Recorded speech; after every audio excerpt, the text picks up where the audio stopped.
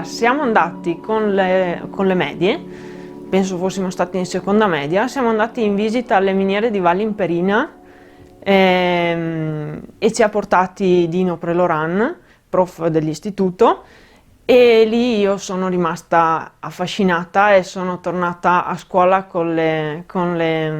tasche piene di sassi, come facevo esattamente anche all'asilo, e da lì ho scelto di fare il minerario.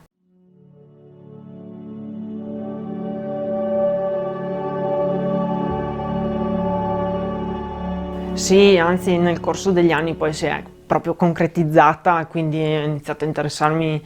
i cantieri e infatti sì, ho sempre avuto una grande passione di cantieri e ce l'ho tuttora, ecco, e non assolutamente sono pentita.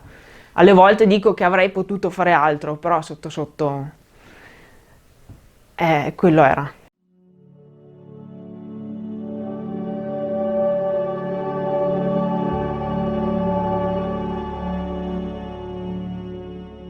Allora, già durante gli ultimi 3 anni di scuola, quindi quelli della specializzazione, ho fatto degli stage estivi, quindi sia alla fine della terza che della quarta e anche della quinta, e quindi avevo già approcciato il mondo dei cantieri e delle anche grandi opere.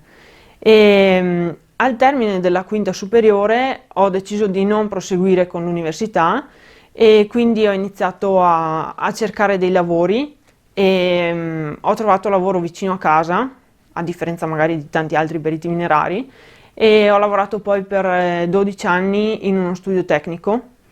e lì, nonostante magari in uno studio tecnico ci venga da pensare che il geometra o il perito industriale edile sia più, mi sento di non aver avuto grossi problemi, ecco.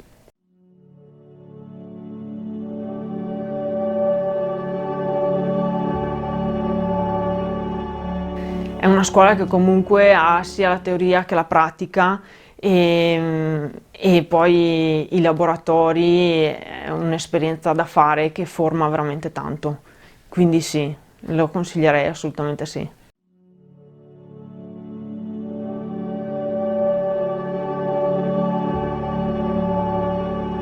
L'associazione nasce per raggruppare tutti i periti industriali che si sono diplomati nel tempo c'è una parte dell'associazione che si occupa proprio anche dell'aiutare i ragazzi neodiplomati a trovare lavoro e a muoversi in questo mondo che quando vieni fuori dalla quinta superiore probabilmente non sai neanche da che parte girarti alle volte. E quindi quando mi è stato chiesto se ero disponibile, essendo anche fortunata ad essere qui sul territorio, presente sul territorio, ho dato la mia disponibilità perché comunque credo che sia molto importante riuscire a fare un po' come posso dire? Da punto di riferimento, ecco, per questi periti e quindi fare anche un po' il tramite tra magari i periti che sono già avviati, che conoscono il mondo del lavoro e ne fanno parte, e chi invece si approccia per la prima volta, insomma, a questo mondo.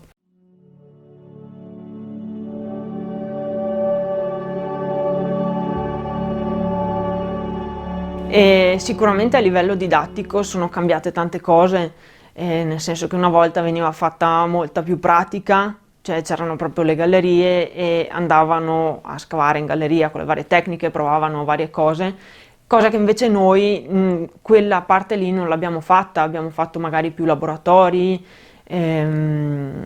più topografia, poi ovviamente anche la tecnologia è avanzata, ma è esattamente quello che succede anche nel mondo del lavoro, quindi rispecchia anche l'andamento del mondo del lavoro e dei tempi che corrono, insomma.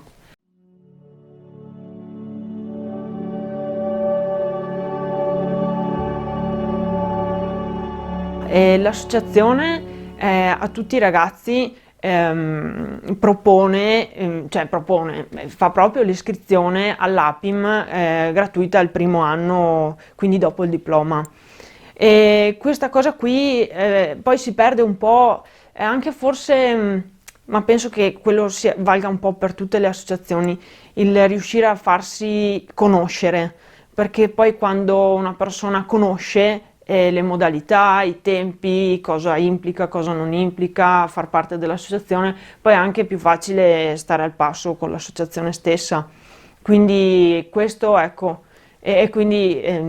ovviamente si possono fare tantissimi post su Facebook, tante cose, però poi la cosa migliore è il passaparola, quindi ci vorrebbe proprio far rete tra noi periti per far conoscere l'associazione e quindi far aumentare anche le adesioni.